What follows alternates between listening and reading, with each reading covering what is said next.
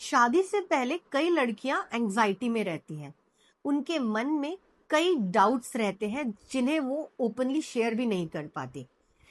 आज का वीडियो उन सब के लिए है जो हाइमेनोप्लास्टी के बारे में सेफ इंफॉर्मेशन चाहते हैं।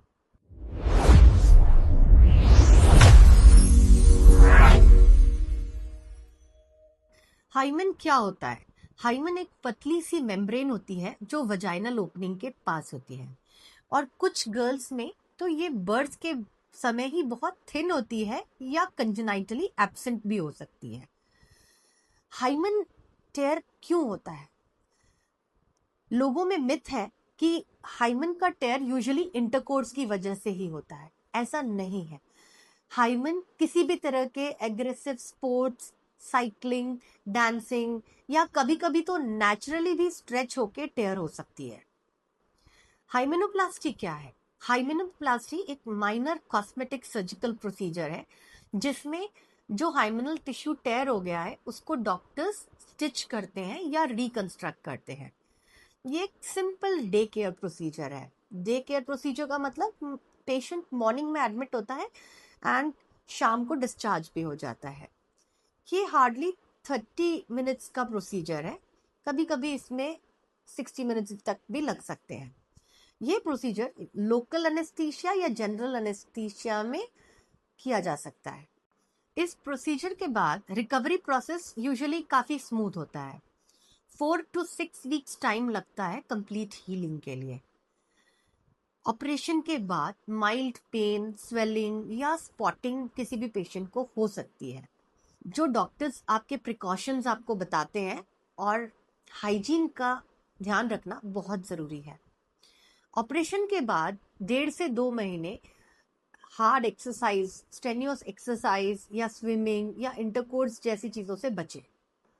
हाइमेनोप्लास्टी प्रोसीजर यूजुअली सेफ होता है, बट हर सर्जरी की तरह इसमें भी कुछ रिस्क हो सकते हैं, जैसे इन्फेक्शन हो सकता है, ब्लीडिंग हो सकती है, स्वेलिंग हो सकता है, और कभी कभी कुछ केसेस में स्कारिंग भी हो सकता है टिश्यू का। इसीलिए इस तरह के सर्जरी के पहले प्रॉपर मेडिकल इवैल्यूएशन बहुत इंपॉर्टेंट है। मैं आप सबसे वर्जिनिटी के बारे में एक इम्पॉर्टेंट बात कहना चाहती हूँ। हाइमन का इंटैक्ट होना वर्जिनिटी का साइंटिफिक प्रूफ नहीं है। वर्जिनिटी एक पर्सनल, सोशल और इमोशनल कॉन्सेप्ट है, कोई मेडिकल डायग्नोसिस नहीं है। आपको किसी के भी प्रेशर में आके इस तरह के ऑपरेशन करवाने की कोई ज़रूरत नहीं है। अगर आप ऐसा कोई डिसीजन लेती हैं तो वो फुल्ली इन्फॉर्म्ड हो, सेल्फ चॉइस हो और इमोशनल कंफर्ट के लिए हो। पेशेंट्स के बहुत फ्रीक्वेंट क्वेश्चंस जो मेरे पास आते हैं वो है, उनमें से एक क्वेश्चन है, क्या हाइमेनोप्लास्टी के बाद हाइमेन परमानेंटली वैसी ही रहेगी?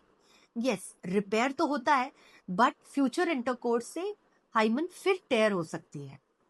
क्या इस प्रोसीजर के बाद स्कार विजिबल होते हैं?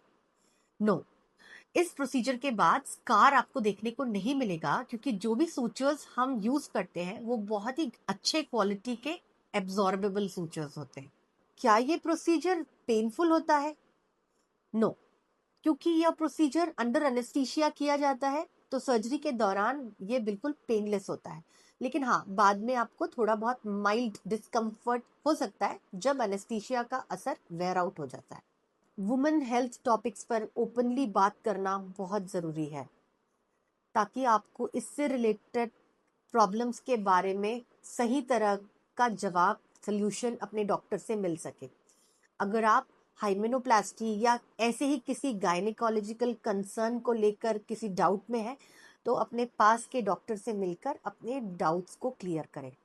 आपका बॉडी, आपका डिसीजन, लेकिन इन्फॉर्म्ड डिसीजन।